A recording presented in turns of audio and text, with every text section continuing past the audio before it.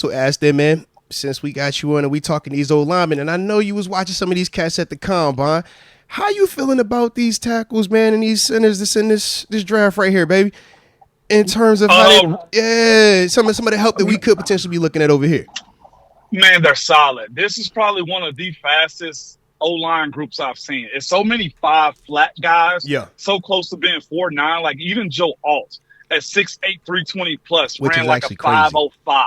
Yeah, crazy, right? That's crazy. And then the one that I like, and I know a lot of others feel this way too, is Amarius Mims. So talk about Mims. Talk about him more. Another big man that is really legit. Big athlete, I think will do well in a system like Pittsburgh where you can move people around.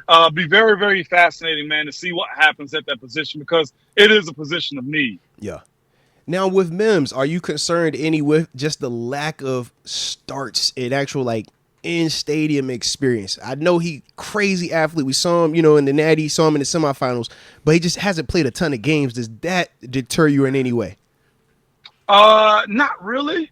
Because I've seen guys like him in that position before to whereas it handles itself. If you can play, you can play. He's a guy that's touted as a top 15, top 20 guy. Yeah. And he comes out of high school with that same billing too.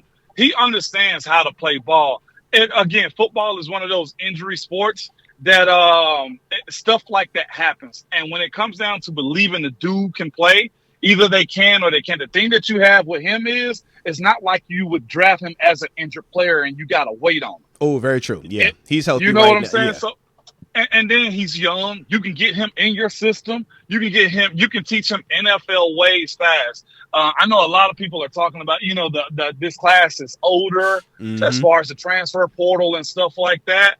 But there was a time, and I think there still is a time where now they will they like to get young guys in, those 20-year-olds, those 21-year-olds. 3 contract guys, baby. Exactly, and be pros quickly. So that doesn't push me. Plus, he's played big-time ball, too, when he's out there. Yeah. Played in the SEC, played at Georgia, understand what it takes. I like him, big, powerful. He's played the right side, but I'm not opposed to it. But, again, that's a situation where if you draft him, what do you do with Dan Moore, right? But that's the NFL. It's crazy that people feel sorry for Kenny Pickett, but not Dan Moore in the same situation. Make it make sense. Hey, he done started for 3 years now in a row. I mean, my man out there snap after snap. Exactly. Yeah. And I know PFF is law to a lot of people, and them my dudes. But there are some flaws in how you can grade somebody out and who you designate sacks to. Now, Mo, you know, in Pittsburgh, you can't be bringing up PFF. You seen how that Depot situation went, bro. Oh, that's terrible. They swung it. Yeah. They hijacked. It's atrocious. They feel some type of way about that PFF right now, bro. I know. Yeah. Win rate, whatever that is. You know what I call that, most? What is it? Pressure? Pass rush, win rate. But no. It's not a pressure. It's not a QB hit. It's not a sack. It's a just pass rush win rate. Yeah. So it's not even getting a stat. You know how offensive linemen feel about that? You know how we feel about that? That's a completion. That's a completion. It's a completion. Because a quarterback's supposed to feel some pressure. Yeah. That's his job to stand in the pocket. Yeah. And that's an almost sack. That's what that is. You almost got him, though. Good work. And I've told guys that, boy, if you was a little bit quicker. Hey. I've said that in games before, like, man, you almost had me. So, yeah, that's how they go. Oh, respect. I got another one for you about being GM. A little early. I mean, we're, a month and a half away from the draft. Who would be your pick right now at number 20? At number 20? Yeah. Golly, Deke. I know it's before free agency and stuff, but like. Yeah, I know. Yeah. So my 3 hot spots for Pittsburgh is this.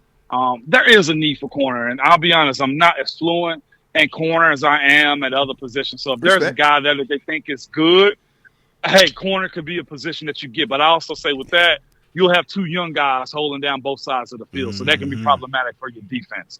As far as guys I like, give me Jackson Powers-Johnson. Oh, okay. The center out of Oregon. Yeah. Give me Amarius Mims. Yeah. And of course, if you want to keep it local, give me Zach Frazier. I'll give me 2 Almost centers and give me a heaven. tackle. West Virginia in the building. All right. Tough dude that knows how to work angles and stuff like that. Yeah. So those are the guys I like. And I'm not sure if there's a first-round D tackle at 20, which is a prime spot to get one of those dudes.